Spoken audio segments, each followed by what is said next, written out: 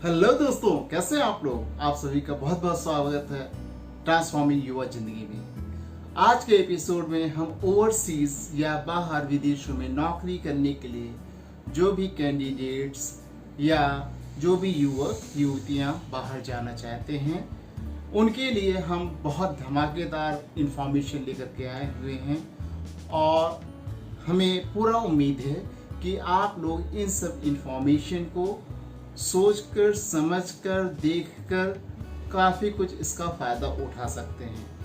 हमें बस ज़रूरत क्या है, सावधान रहने की, सजग रहने की। आपको पता है कि बाहर या विदेश में नौकरी के नाम पे तरह तरह की ठगी हो रही है। बहुत सारे लोग बहुत सारे भ्रामक जानकारियाँ देते हैं, आपको तरह तरह के लुभावने ऑफर देते हैं। बट बीइंग कैंडिडेट हमें अपनी आँख नाक कान खुले रखने हैं और अपने दिमाग का पूरा इस्तेमाल करना है, क्योंकि बाहर या विदेश में नौकरी के ऑफर्स लुभावने बहुत लगते हैं। लेकिन अगर आप गलत इंसान के या गलत एजेंट के चक्कर में पड़ गए तो आपको प्रॉब्लम्स भी हो सकती हैं। इसलिए सावधान रहो, सजग रहो और अपने दिमाग का पूरा इस्तेमाल करो बिफोर डिसाइडिंग एनीथिंग कि हाँ क्या मेरे लिए बेटर है और क्या नहीं है। चलिए मैं बाहर या गल्फ या अदर कंट्रीज से रिलेटेड जॉब्स के बारे में basics to the point information share करूंगा आपसे, जिसमें आप क्विक डिसीजन ले सकते हैं चीज़ों को समझने का और उसके ऊपर अमल करने का। हम आपने देखा होगा कि बाहर के लिए बहुत सारे एजेंट्स हमें कनेक्ट करते हैं। मैं लोअर कैटेगरी जॉब्स की आज बात करूंगा। आगे आने वाले समय में हो सकता है मैं आपको जो स्किल्ड हैं या हाई स्किल्ड लोग हैं उनकी जॉब्स के लिए भी बात करूंगा। अभी आज लोअर कैटेगरी के बारे में अगर हम जॉब की बात करें तो जो अनस्किल्ड या सेमी स्किल्ड टाइप के युवा युवती हैं उनके बारे में मैं बात करना चाहूँगा। देखिए, लेबर मार्केट एक बहुत बड़ी मार्केट है और स्पेशली अगर इंडिया की बात किया जाए तो लगभग 90% ऐसा हमारा सेगमेंट है जिसमें अनऑर्गेनाइज्ड सेक्टर के अंदर लोग काम कर रहे हैं। सिर्फ 4 या 5% ऐसा है जिसमें ऑर्गेनाइज सेक्टर के अंतर्गत हमारे भाई बहनों को काम करने का अवसर मिलता है। अब ये अनऑर्गेनाइज सेक्टर को अगर हम आप बेटर ढंग से एजुकेट करके इनको बाहर भेजें, विदेशों में भेजें, गल्फ कंट्रीज में भेजें या अदर मिडिल ईस्ट कंपनीज में भेजें तो शायद इनका रहन सहन, इनकी जीविका, इनका लाइफ स्टाइल बहुत कुछ बदल सकता है। बट समस्या क्या है, क्योंकि जानकारी का अभाव कहीं ना कहीं बहुत खतरनाक हो जाता है हमारी आपकी ज़िंदगी में। और ये जो वर्ग है या ये जो कैटेगरी है ये कहीं ना कहीं इनसे बहुत ज़्यादा परेशान है, क्योंकि उनको जानकारी का बहुत ज़्यादा अभाव है। मैं आज आप लोगों को इसी के बारे में विस्तार से चर्चा करने वाला हूं और मुझे पूरा विश्वास है कि आप लोग इस वीडियो के माध्यम से काफ़ी कुछ जानकारियां हासिल कर सकेंगे। सबसे पहला एक जो चैलेंज आता है कि हमें अगर बाहर नौकरी करनी है तो किसके थ्रू कनेक्ट करें, किससे संपर्क किया जाए, किससे बात किया जाए जो कि हमें नौकरी दिला सके। मैं वो अनस्किल्ड या सेमी स्किल्ड भाई बहनों की बात कर रहा हूँ या इवन स्किल्ड भाई बहनों की बात कर रहा हूँ जिन्हें नौकरी चाहिए, लेकिन वो कनेक्ट किससे हों, वो मिले किससे। ये जो बड़ी बड़ी MA approved agency ministry of external affairs की ये बड़े बड़े शहरों में बैठे हुए हैं, Delhi, Mumbai, Kolkata, metro cities and all. So they are sitting there. आप गूगल करके इंडिया के टॉप 10 या टॉप 100 MA अप्रूव्ड एजेंसीज के लिस्ट निकाल सकते हो। उनके पास जो उनका मेल आईडी है, जो उनका कॉन्टैक्ट नंबर है, आप उस पर संपर्क कर सकते हो। ये है पहला उपाय। दूसरा उपाय क्या है, अब मान लीजिए आपको बाहर जाना है लेकिन it is just unfortunate that you are not able to connect with them. आप उनसे बात नहीं कर पा रहे हो, कुछ भी रीजन हो सकता है। अब आप किसके संपर्क में आते हो? आपके शहर में, आपके गांव में, आपके देहात में, आपके कस्बे में जो एक एजेंट बैठा होता है, हम आप उसके संपर्क में आते हैं और वो एजेंट हमें कोशिश करता है कि कहीं प्लेस कर दे। अब एजेंट के साथ समस्या क्या है? मैंने आपको जागरूकता या जागरूक रहने की बार बार बात क्यों की? एक जो एजेंट है जो आपको नौकरी दिलाने जा रहा है, क्या आपने कभी उसको समझने की कोशिश किया कि उसका लेवल क्या है? अगर वो एजेंट खुद हाई स्कूल फेल है, खुद वो पढ़ा लिखा नहीं है, तो वो आपको अपने देश के बाहर कैसे नौकरी दिला सकता है? थोड़ा सा आप दिमाग जरूर लगाइए, क्योंकि हम अगर अपने देश में भी काम करना चाहते हैं तो कुछ स्किल सेट, कुछ क्राइटेरिया होता है किसी भी नौकरी को पाने का, स्पेशली ऑर्गेनाइज सेक्टर में। बाहर की अगर आप बात करें तो बाहर तो बहुत सारे नियम कानून होते हैं। किसी भी फैक्ट्री, किसी भी कंपनी में अगर आप जाते हैं, हर कंपनी का अपना अपना क्राइटेरिया होता है, उनका अपना अपना जॉब रोल होता है। लेकिन ये हमारे आपके लिए दुर्भाग्यपूर्ण बात है कि जो हमारे एजेंट बैठे हुए हैं वो इस इंडस्ट्री को गवर्न कर रहे हैं। गवर्न मैं इसलिए कहूँगा कि अल्टीमेटली हम जो बड़े बड़े एजेंसीज हैं, जो इंडिया के रिनाउंड लोग हैं, उनके तक पहुँच नहीं सकते, उन तक पहुँच नहीं पा रहे हैं। उनके साथ भी लिमिटेशन ये है कि वो छोटे गांव, शहरों, कस्बों तक नहीं पहुंच सकते, क्योंकि बहुत एक्सपेंसिव डील हो जाता है कहीं ना कहीं करके। तो अल्टीमेटली हम और आप कहीं ना कहीं उस एजेंट के शिकंजे में फंस जाते हैं। मैं ये नहीं बोलना चाहूँगा कि सारे एजेंट बुरे होते हैं, ये सारे एजेंट बुरे होंगे, लेकिन नीम हकीम खतराए जान। जब अगर हमारे एजेंट को ही जानकारी नहीं है काम की, तो हमें आपको काम की जानकारी कैसे दे सकता है और हमें कैसे वो इंश्योर कर सकता है कि जिस कंपनी के लिए वो हमारी बात कर रहा है वो हम कैंडिडेट्स को, या मुझे, सपोज मैं एक कैंडिडेट हूँ and I am looking for some opportunity, so in this case how that agent gonna ensure that yes I gonna get relevant job? No, not at all, because he is not capable enough to check my skills, to understand my skills. ये ही एक सबसे बड़ा समस्या है। मैं कहता हूँ आपको, चलिए मैं अनस्किल्ड सेक्टर की बात कर लेता हूँ। एक लेबर कैटेगरी में आपको जाना है। लेबर की भी अपनी अपनी कैटेगरीज होती हैं, अपना अपना काम होता है, अपनी अपनी इंडस्ट्रीज की स्पेशलाइजेशन होती हैं और उसकी अपनी अपने टेक्निकल स्पेसिफिकेशंस होती हैं। लेकिन क्योंकि उस एजेंट को जानकारी नहीं, वो जो कक्षा 8 पास है या मतलब हाई स्कूल फेल है या क्लास 5 पास है, वो आपको बोलता है हाँ भाई अपने पास तो बहुत अच्छा काम है, चल मैं तुझे बाहर भेज देता। अब बाहर तो वो आपको भेजने की बात भी करता है और आप भी मजबूर हो, आप उसके कहीं ना कहीं बातों में आते हो। तो मेरा ये कहना है कि आज इंटरनेट के ज़माने में इतनी सुविधाएं अवेलेबल हैं कि हम आप अपने दिमाग का अपने पढ़े लिखे भाई बहनों के संपर्क में से आकर के उनसे पूछ करके एटलीस्ट ये बेटर डिसीजन ले सकते हैं कि हाँ भाई मुझे किसके साथ हाथ आगे बढ़ाना है अपनी नौकरी चाकरी के लिए कि नहीं। तो अगेन जागरूक रहना बहुत जरूरी है। दूसरे पॉइंट्स पे आता हूँ। जो सबसे बड़ा और एक बड़ा चैलेंजिंग इश्यू है मार्केट में, वो है financial constraints. Financial constraints in the sense कि बिल्कुल अगर आज कोई कहता है कि मैं आपको फ्री में नौकरी दिला रहा हूँ तो कहीं ना कहीं वो गड़बड़ है। स्पेशली मैं ओवरसीज मार्केट की बात कर रहा हूँ। ऐसा नहीं कि बाहर या विदेश में जाने के लिए आपको फ्री में जॉब नहीं मिलती है, बट चांसेस बहुत कम है। 90% में आपको पेमेंट देना पड़ता है।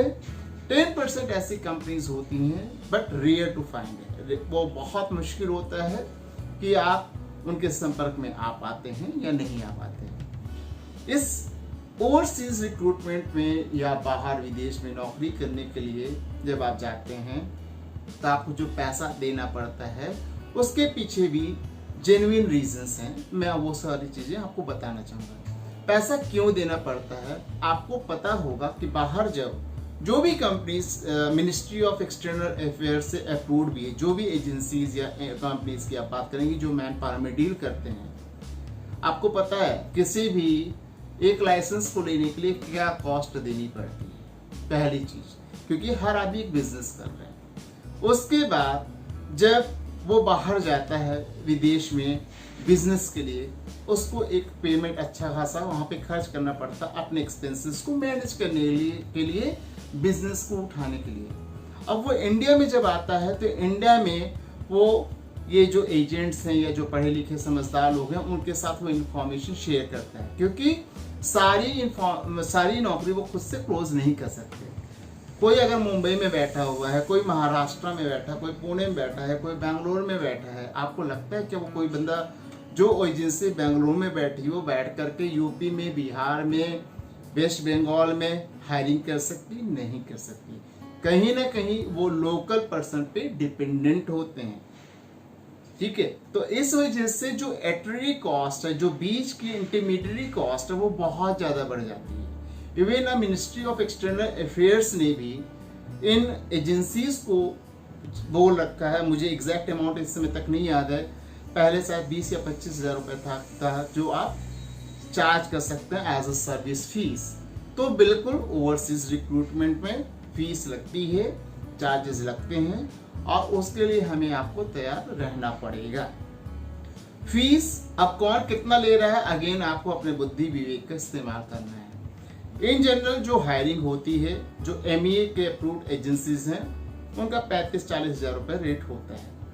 बट जब वो किसी एजेंट तक पहुंचता है तो उसकी कॉस्ट कुछ भी हो जाती है। कुछ भी इन द सेंस कि वो शायद लाख, 1.5 लाख और 2 लाख रुपए का भी डील हो सकता है। तो ये चीज आपको समझना जरूरी है कि जो भी आप पैसा देने जा रहे हैं वो पैसा कितना वर्थ है किस जॉब के लिए। तो ये चीज आपको बहुत सोच समझ के डिसाइड करना है।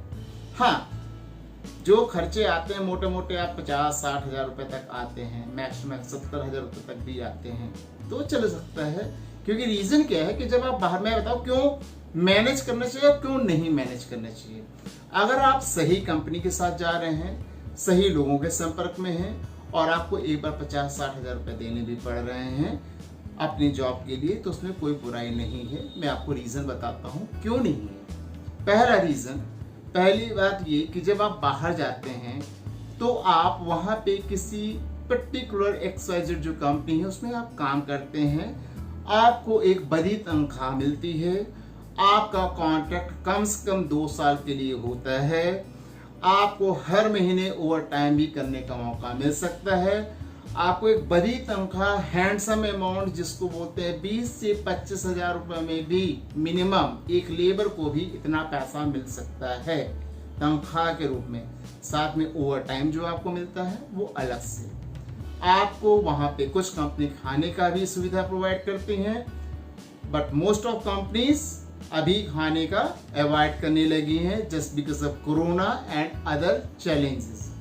बट वहाँ पे आपको रहने को मिलता है, आपको वहाँ पे गाड़ियाँ कंपनी प्रोवाइड करती हैं, जो भी ट्रांसपोर्टेशन की सुविधाएं होती हैं वो प्रोवाइड करती हैं, और सबसे बड़ी बात है कि आपको कम से कम पीस ऑफ माइंड मिलता है कि 2 साल तक के लिए एटलीस्ट आपको एक कॉन्ट्रैक्ट की जॉब मिल चुकी है, जहां पर आपको हर महीने 20,000, 22,000, 25,000 रुपए, कुछ केसेस में 30-30 हज़ार रुपए एक लेबर को अर्निंग होती है। तो अगर मान लीजिए आप ये मान के चले कि 2 महीने का आपको पैसा देना भी पड़ रहा है अपनी उस ऑर्गेनाइज सेक्टर की जॉब के लिए, तो कोई बुराई नहीं है। और खर्चे मैंने आपको बताया क्यों भी लगते हैं और क्यों होना चाहिए और आपको क्यों देना चाहिए। इस वजह से कि अगर सही लोगों के संपर्क में आते हैं तो वो पैसा देना आपका वर्थ है। जबकि फ्रॉड बहुत हो रहा मार्केट में, बहुत परेशान भी हैं लोग, लेकिन देखिए उसमें हम आप कुछ कर नहीं सकते। मैंने आपको शुरू में ही बोला, हमें अपने बुद्धि विवेक का इस्तेमाल करना है, हमें जागरूक रहना है, हमें लोगों के संपर्क में आकर के ज़्यादा से ज़्यादा इंफॉर्मेशन गैदर करनी है। इंटरनेट का ज़माना है, यूट्यूब से, गूगल से और भी बहुत सारे ऐसे माध्यम हैं जहाँ से आपको अच्छी इंफॉर्मेशन मिल सकती है और आप एक अच्छा निष्कर्ष निकाल सकते हैं। तो ये बात पैसे की खत्म हो गई। अब जो आते हैं, जो चैलेंज होता है हम अनस्किल्ड कैंडिडेट्स के साथ, प्रॉब्लम हमें आपको क्या है कि देखिए हम आप तो देखिए परिस्थितियां कुछ भी हो सकती है कि हम पढ़ लिख नहीं पाए जिंदगी में, कोई भी रीजन हो सकता है। मैं उस रीजन में नहीं जाना चाहता हूँ। जो हमारे लेबर भाई बहन होते हैं वो पढ़े लिखे बेचारे नहीं होते, पहला एक समस्या। दूसरी ये कि उन्होंने दुनिया समाज को देखा नहीं है। तीसरा ये कि जो एक एजेंट का एक बहुत बड़ा तबका है वो उनको ऐसा अपने ट्रैप में फंसाता है कि उनको समझ में ही नहीं आता कि वो क्या करे वो और क्या ना करे। लेकिन आपको भी जागरूक रहने के साथ आपको भी अपनी लिमिटेशंस और अपनी कंडीशंस को समझना चाहिए। देखिए मैं किसी एक्सवाइजेड की बात नहीं करूंगा, लेकिन मैंने जो देखा है बहुत लर्निंग रही हम लोगों की लाइफ में। जो मैंने देखा है जो लेबर कैटेगरी का पर्सन होता है या जो एक कैंडिडेट अनस्किल्ड है और वो बाहर नौकरी के लिए जा रहा है, तो वो फ्लाइट में बैठा नहीं या वो पैसे दिए नहीं कि सोचता अब तो मैंने सामने वाले को खरीद लिया, अब तो मैंने कंपनी को खरीद लिया और मैं अपने नियम शर्तों के हिसाब से वहां पे काम करूंगा। भाइयों, आप लोग मुझे पता है जागरूक हो, समझदार हो, लेकिन हर आदमी की अपनी हदें होती हैं, हर एक चीज की लिमिटेशन होती है। आपको ये मान के जाना है कि आप यहाँ पे भी एक लेबर की तरह से काम करते थे और बाहर भी जाके आप एक लेबर का ही काम करते थे। फर्क बस इतना होगा कि आपको एक अच्छी जॉब मिल जाएगी, आपको हर महीने तनख्वाह मिलता रहेगा, आपको थोड़ा सा अच्छा एनवायरनमेंट मिलेगा, आप ग्लोबल लर्निंग मिलेगी जहाँ पे आपको तरह तरह के अलग अलग देश के लोग के संपर्क में आ पाओगे। उनसे बातचीत करने से, दुनिया देखने से बहुत कुछ जागरूकता बढ़ती है, बहुत कुछ सीखने को मिलता है। लेकिन अफसोस के साथ मुझे कहना पड़ रहा है कि जो हमारे लेबर भाई बहन हैं, ये क्योंकि इन्होंने इतना एक्सपोजर लिया नहीं होता, उतनी लर्निंग होती नहीं, वो एक बार फ्लाइट में बैठ जाते हैं या प्लेन में बैठ जाते हैं तो वो सोचते हैं अब तो मैं राजा बाबू बन गया, अब तो मैं बाहर जा करके चौड़े से काम करूंगा। नहीं चलता भाई। अगर आपको लगता है कि अरे भाई अब तो सामने वाले को मैंने खरीद लिया या परेशान करूंगा, तो उसको तरह तरह के उसके ऊपर आरोप लगाऊंगा या कंपनी को जा करके कुछ भी बोलूंगा या एजेंट को कुछ भी बोलूंगा, नहीं चलता है। आप अगर चालाक बनते हैं तो आपसे ज़्यादा चालाक कंपनी होती है, आपसे ज़्यादा स्मार्ट लोग भी दुनिया में हैं। ये हमेशा ध्यान रखिए कि आप बाहर नौकरी के लिए जा रहे हैं, वहाँ पर आप जाकर के कोई बवालबाजी नहीं करेंगे, वहाँ पर आप जाकर के ओल्ड स्मार्ट नहीं बनेंगे।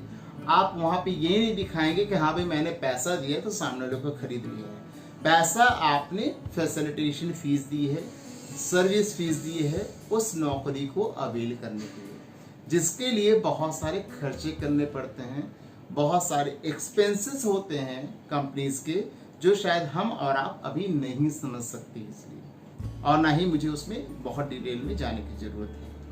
लेकिन हम अपनी लिमिटेशंस में रह करके हम ये मान के चले कि हम बाहर भी काम करने के लिए गए हैं और जो काम के लिए बोला गया वो काम करेंगे, तो आपको कभी भी कोई दिक्कत नहीं आएगी और आप अपना भी ख्याल रख सकेंगे और अपने परिवार का।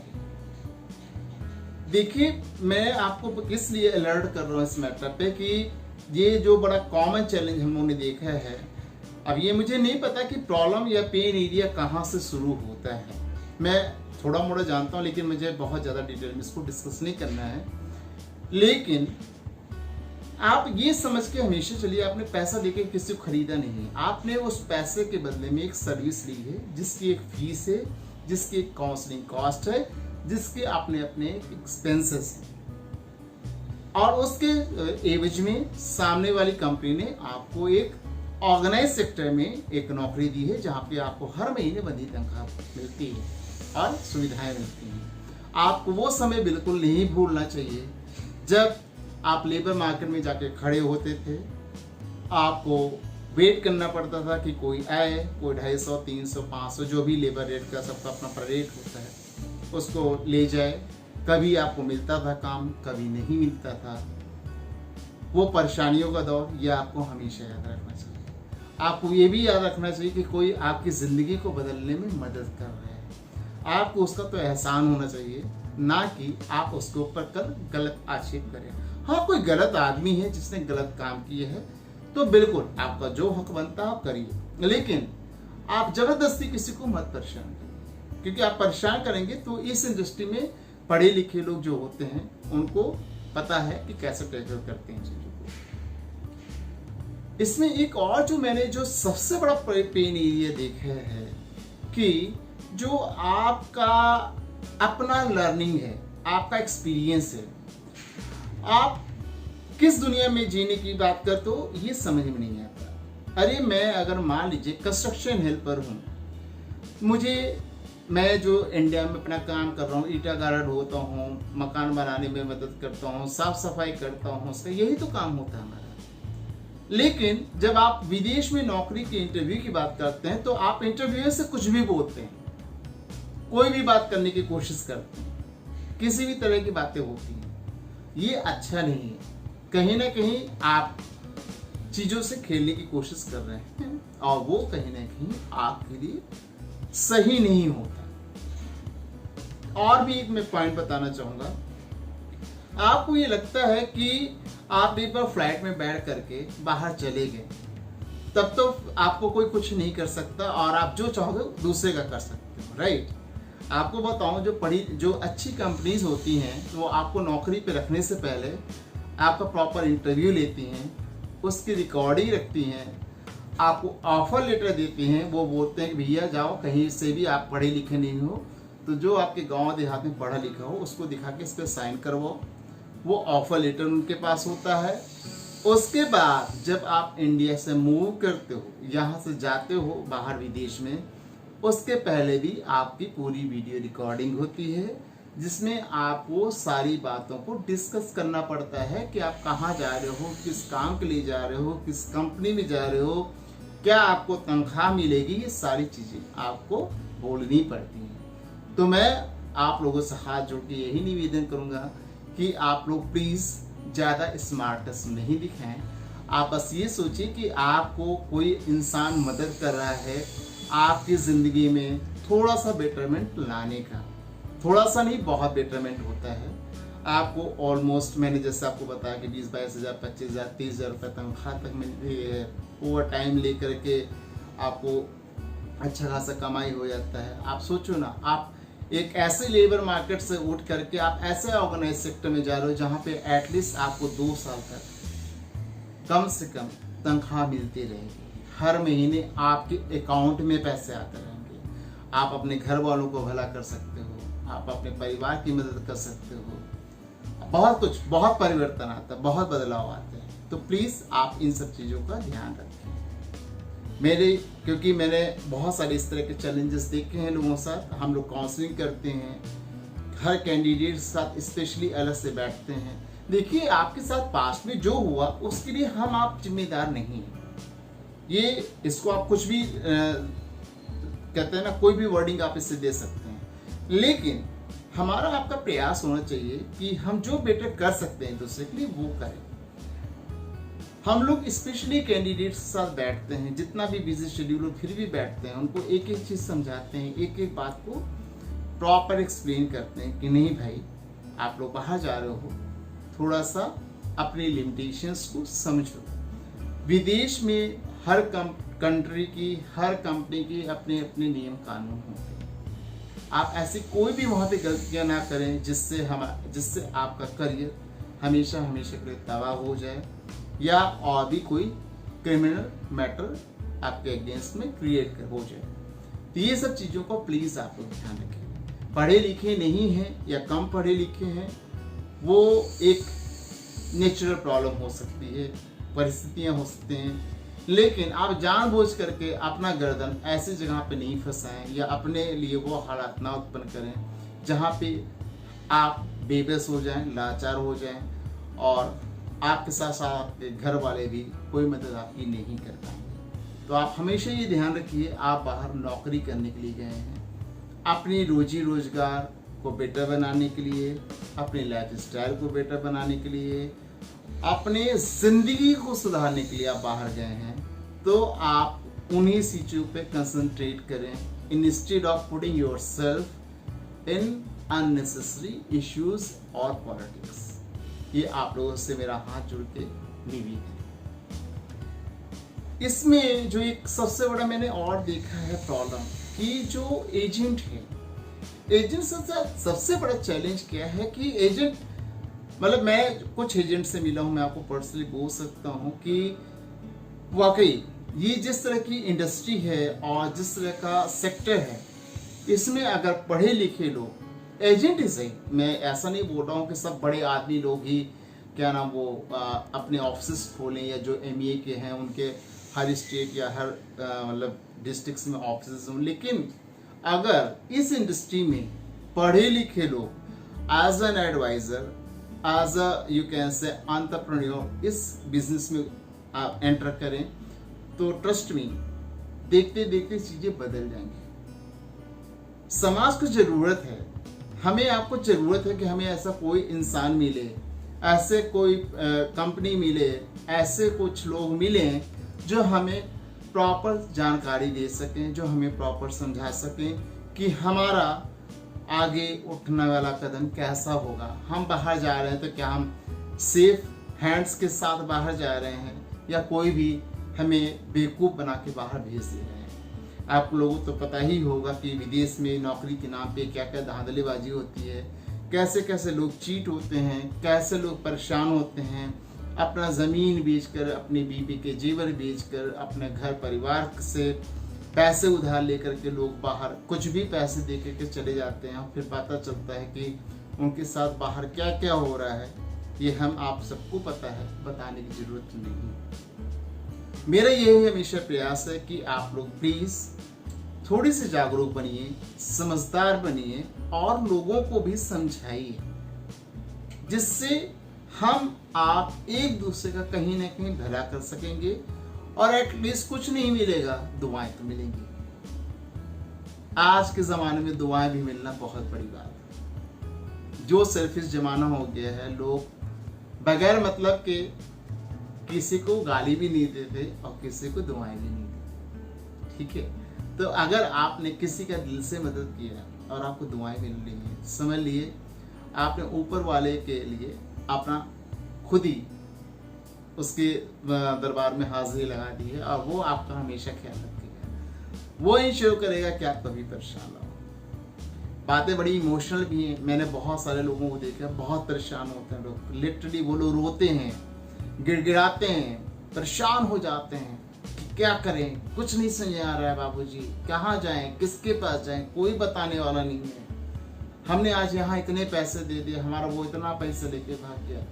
अरे भाई, मैं समझता हूँ, तभी मैंने बोला ये वीडियो बनाने के पीछे हमारी ऑर्गेनाइजेशन का या हमारा प्रयास ही होता है कि हम ज़्यादा से ज़्यादा लोगों तक पहुँच सकें। और मैं ये नहीं बोलता कि I can change this world, but I can contribute my self. मैं थोड़ा सा जो भी अपना प्रयास हो सकता हूँ, जो भी प्रयास मैं कर सकता हूँ आप लोगों के लिए, वो जरूर करूँगा। और कहीं ना कहीं किसी की अगर ज़िंदगी बदलती है हमारे आपके माध्यम से, तो ये वाकई बहुत बड़ी बात है। मैं तो इसको एटलीस्ट बहुत बड़ी बात मानता हूँ कि एटलीस्ट किसी की हेल्प से, किसी के सपोर्ट से किसी की ज़िंदगी बदले। देखिए, पैसा लाइफ में बहुत आता जाता है, लोग कमाते हैं अपने अपने नसीब से, अपने अपने स्किल से, लेकिन एक चीज़ हमेशा ध्यान रखनी चाहिए कि इंसानियत कभी नहीं खत्म होनी चाहिए। जिस दिन इंसानियत हमने आपने खत्म कर दी, उस दिन क्या होगा ये मुझे कुछ बताने की जरूरत नहीं है, इतने तो आप एटलीस्ट समझते हैं। ठीक है भाई बहनों, चलिए, बहुत कुछ है आगे बताने को भी, बहुत बड़ा एपिसोड हो सकता है। ओवरसीज अपने आप में, या ओवरसीज जॉब्स या गर्ल्स जॉब्स या विदेश में नौकरी, एक अपने आप में बहुत बड़ा चैप्टर है। बहुत कुछ है बताने को, बहुत कुछ है समझाने को, बहुत कुछ है सिखाने को, और बहुत कुछ है सीखने को भी। बट समस्याएं हैं, मजबूरियां हैं, समय आपका साथ नहीं दे रहा है, और हमें आपको यहीं पर अलविदा लेना पड़ेगा, क्योंकि वीडियो को शॉर्ट रखना है।